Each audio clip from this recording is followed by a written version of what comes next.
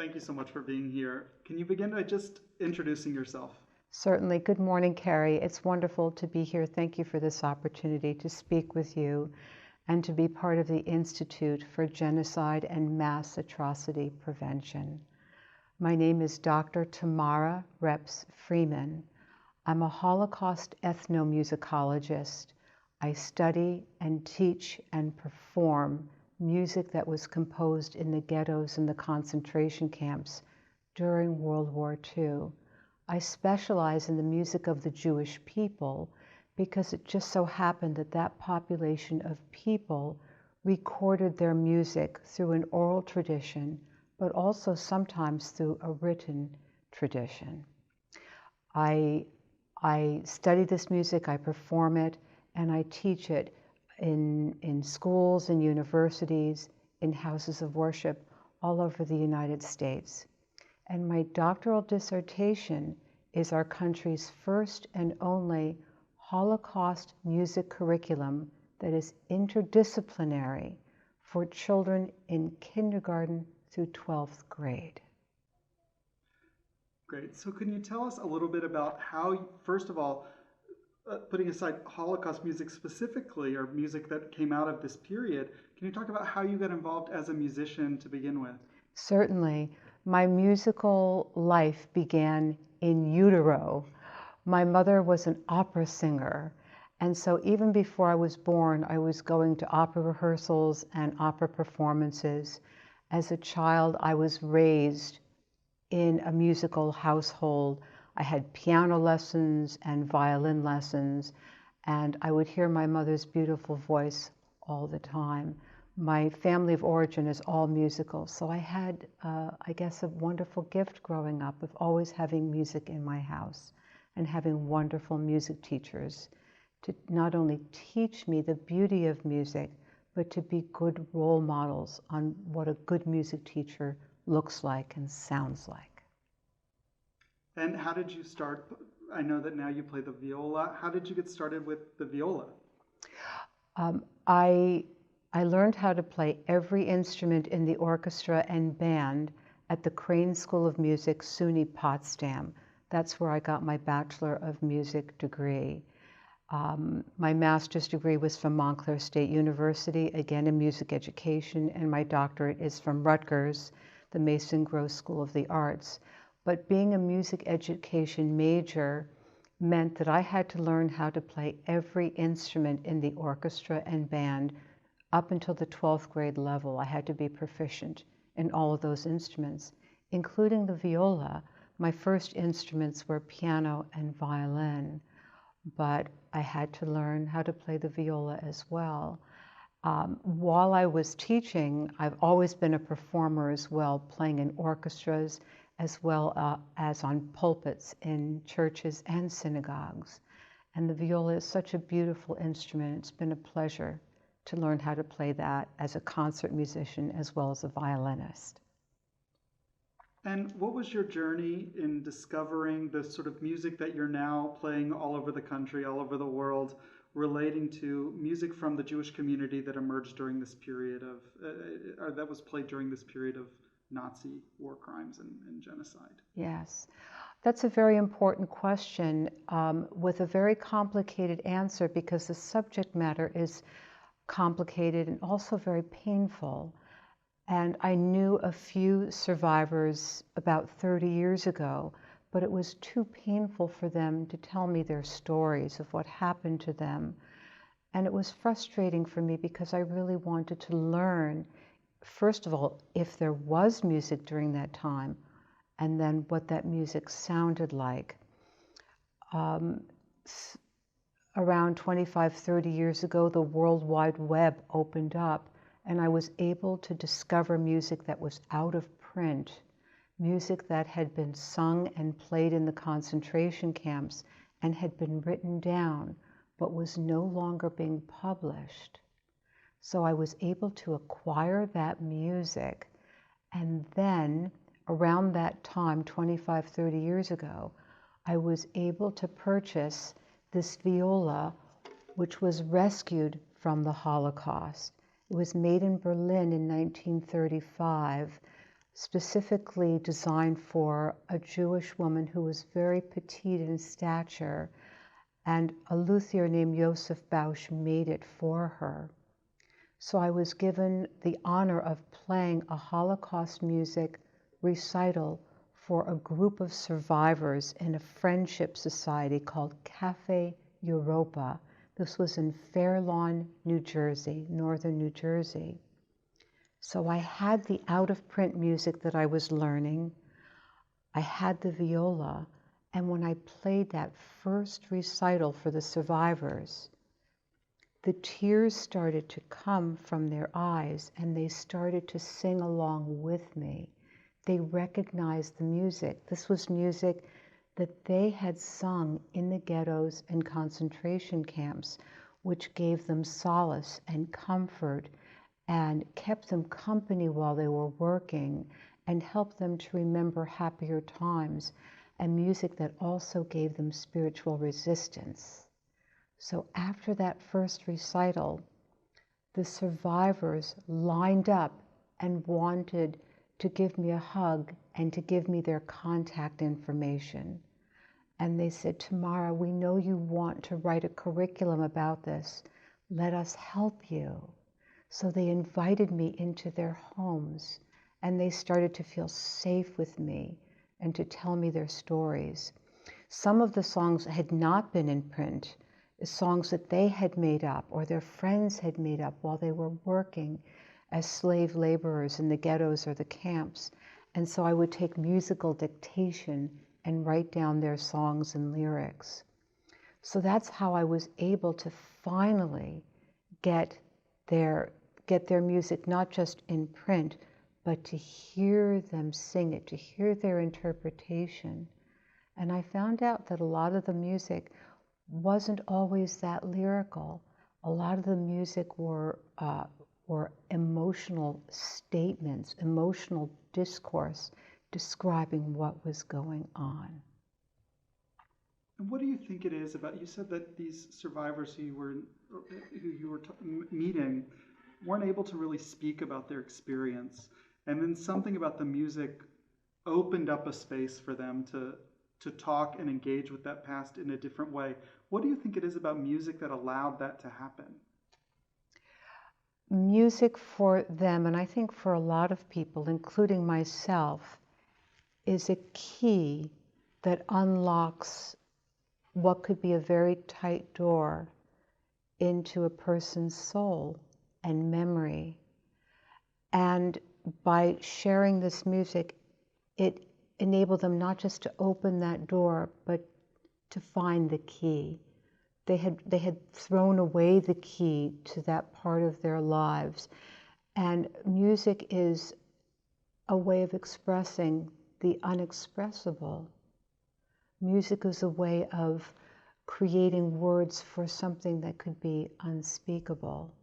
So when I visited the survivors and they sang their songs to me, they would cry, their spouses would cry, but it was also cathartic for them.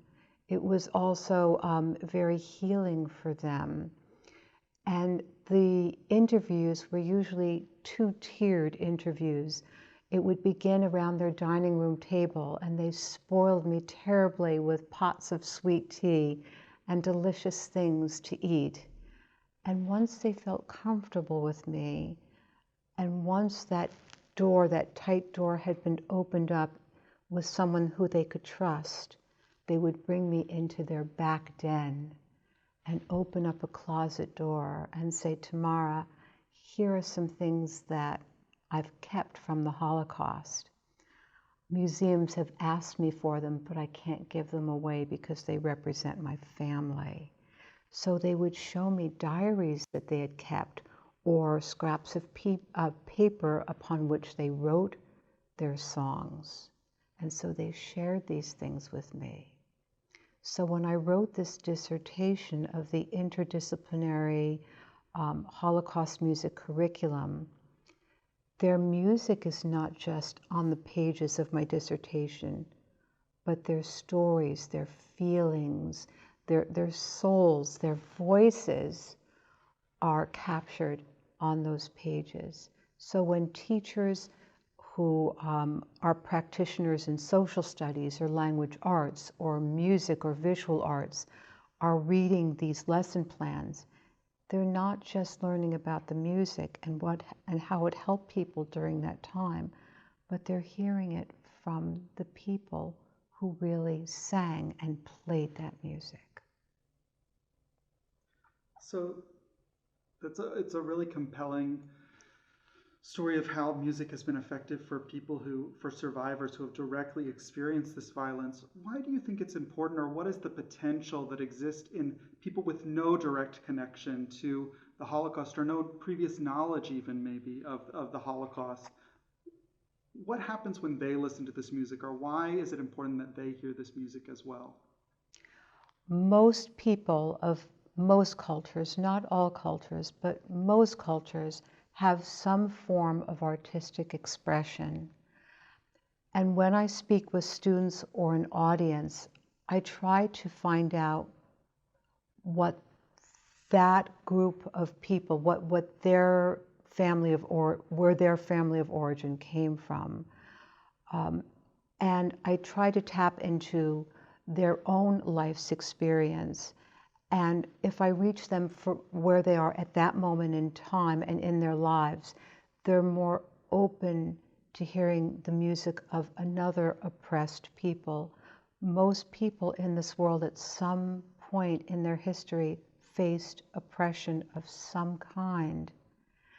The other interesting thing is that the lyrics of this music has universal messages of hope, messages of wanting to be seen and heard and respected, messages desperately looking for comfort or spiritual resistance, messages of trying to find inner strength during unspeakably harsh work conditions or being in slavery. So these texts from the Jewish people carry universal themes that most people can identify with.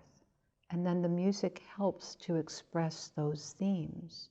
So let me take out my viola and give you an example of that. A survivor told me about a song called Es brennt, It Burns. And it's a song about a Polish shtetl, a village that's being burned to the ground. And the Polish poet Mordechai Gebertig wrote a song called Es brennt, It's Burning. And the words are, Es brennt, broederlech, es brennt, it's burning, dear brothers, our village is burning. It's burning to the ground by our enemies, but don't stand idly by. Even if you need to extinguish the flames with your own blood, stand strong, stand in solidarity, fight the flames, fight the hatred, stand up for yourselves and fight back. So the survivor said, Tamara, the first two notes are, Es brennt, bam, bam. And he said to me, those two notes keep reappearing in the song because those are the notes of the European fire engine sirens. Think about it. Da da da da da da da da da da. Those are the notes of the fire engine sirens. So Es brennt begins with those notes.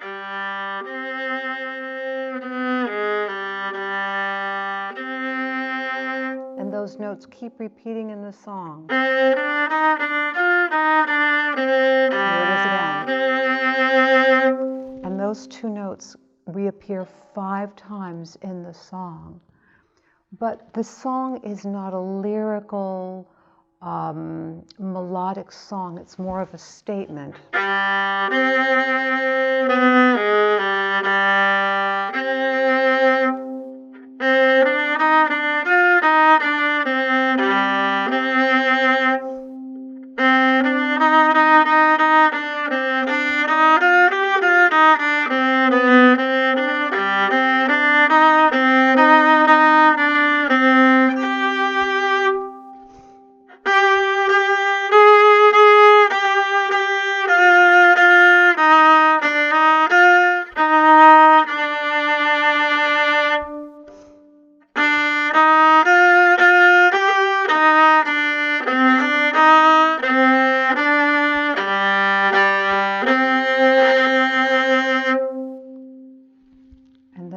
Es brennt, the song about not just a village burning, but people fighting back.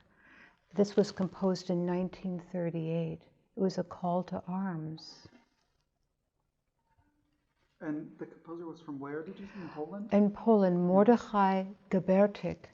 And the interesting thing about Mordechai Gebertyk was that before the war, his songs and poetry were about joyful shtetl village life, about young love and nature and everyday life taking place in the village.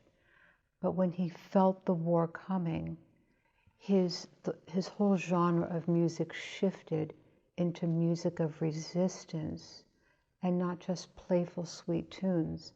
This was a man who was musically illiterate. He didn't know how to write music. He would make up melodies on a little shepherd's flute that he kept in his pocket as a little boy. His sisters, however, were musically literate, and they would write down his songs. And through great fortune, they were passed down through writing, but also through an oral tradition. So just imagine how exciting it was for me to play that piece for the first time for survivors. And they all joined in. They knew exactly what that song was. But I would like to think and hope that by talking to audiences of all cultural backgrounds, they can relate to the power of the music, but also to the power that we all need to feel when we are being persecuted, that we somehow have to find the inner strength to fight back and to enlist the support of our neighbors and our friends to help defend us. And that's what the music, I believe, can help people to do. And when I teach this music to very young children, I do it in a very gentle way that is age and grade appropriate.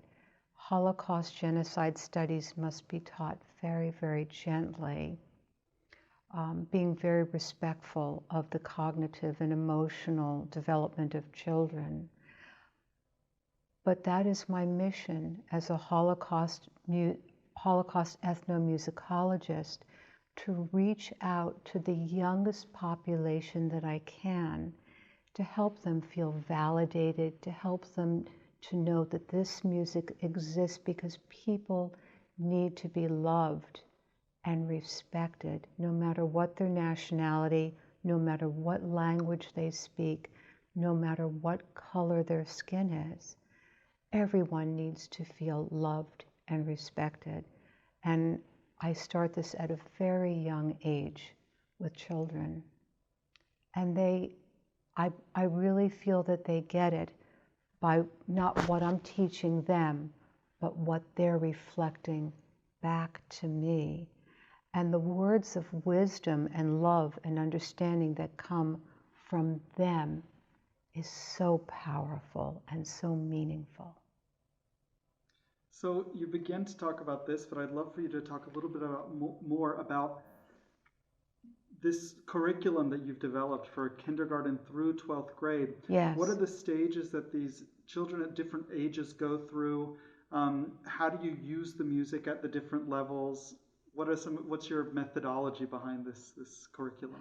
I'm so glad that you asked that question because, as I said before, it has to be taught very, very appropriately regarding the age and development of the child. And before going into the world of Holocaust music, I was an instrumental music teacher in the Ridgewood Public School District for 30 years. And during that time, from 1982 to 2012, I was working with students, and I believe so strongly in the power of children's innate spiritual and emotional intelligence. And during this point in my career, Holocaust genocide studies was mandated in New Jersey in 1994. The governor, Christine Todd Whitman, said, we have a problem in New Jersey. There are swastikas being painted on synagogues, on walls, on on cemeteries, on tombstones. We've got a big problem here, and we've got to mandate Holocaust genocide studies. And I was the only teacher in a middle school who volunteered to get Holocaust genocide education training, and that was at Ramapo College. I was the only one. And eventually, the curriculum was written, kindergarten through 12th grade, but there was no music in the curriculum. And because I became aware of this music, I thought, what a great hook for engaging students in the history. When you use the arts in any subject matter, students have this natural propensity to lean in to the subject more seriously and in a more emotional way. They own the subject more through the arts. So I already had a bachelor's and master's in music education, and I thought, I've always wanted to get a doctorate. Now I know what dissertation I'm going to write. So I interviewed at Rutgers University, the Mason Gross School of the Arts. And when I interviewed with the panel of professors, I said, I'd like to be in this program, but I know what the dissertation has to be. Someone has to write an interdisciplinary curriculum, kindergarten through 12th grade, that uses music, archival music, real music, not novelty music, but real music from that time period to enlighten children. But I want this curriculum to align with the state curriculum.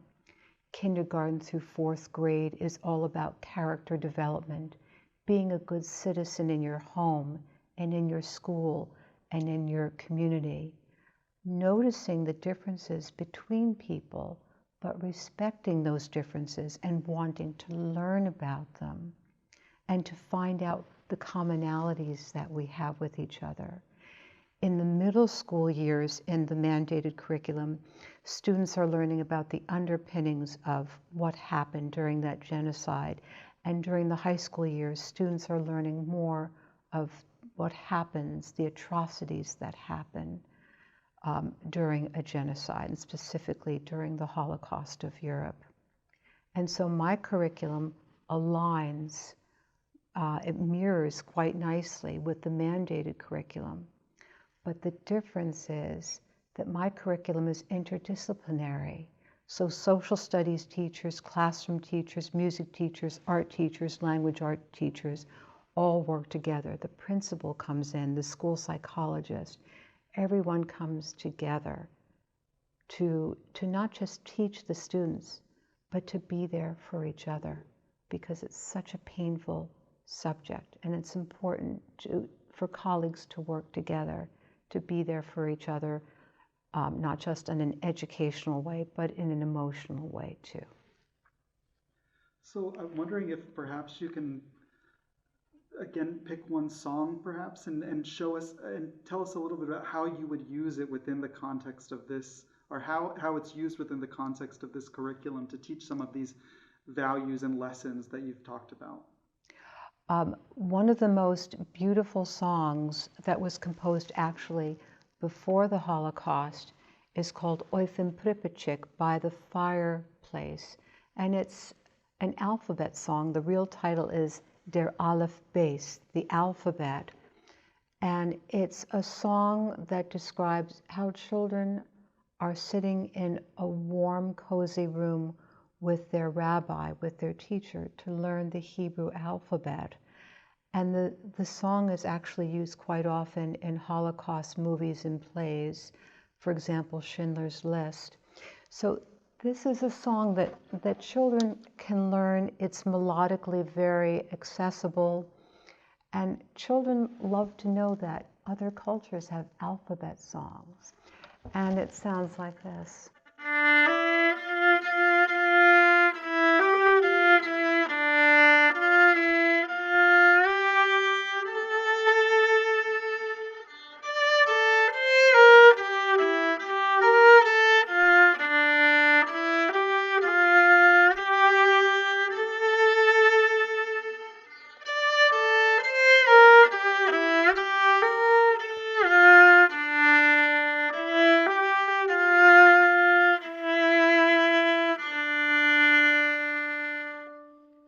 the beginning of the song. And children love to sing authentic music. So that's a song that I would teach very young children. But then as the students get older, they learn that that same melody was sung in the Kovno ghetto, but the words were changed to reflect the atrocities happening in the ghetto. So that theme of the warmth of the fire in the fireplace turns into the fires of destruction in the Kovno ghetto. And so the song is changed to Funder Arbeit, by the work, the toil of the work of the people. And the lyrics are, sweat is pouring out of everyone. So in the older grades, they learn how a song of beauty and warmth and education is transformed into a song that serves as a memoir of the atrocities happening in the Kovno ghetto. I wouldn't explain that to a kindergartner, but I would explain that this is an alphabet song from another culture in a different language. And I tell my students, one of the most beautiful ways that you can respect someone else is by listening to their language. The next level of respect is learning how to say words in their language. The highest level of respect is singing a song in their language, because not only are you creating the words, but you're creating the feelings of those people. You're respecting their experience, their culture, their feelings. So that's how I do it.